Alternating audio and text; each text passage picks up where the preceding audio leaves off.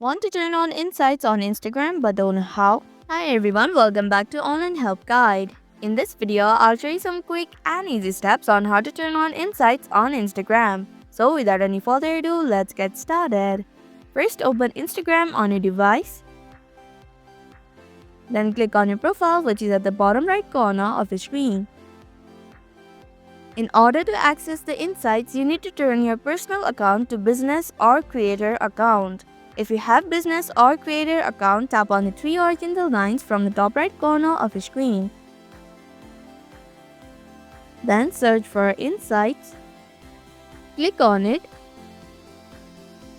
Here you can see all your statistical performance of your followers on Instagram.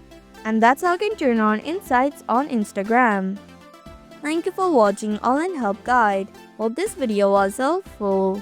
If it was, then hit the like button and comment down if you have any questions or feedback. Also, if you're new to our channel, subscribe and hit the bell icon so that you don't miss upcoming videos.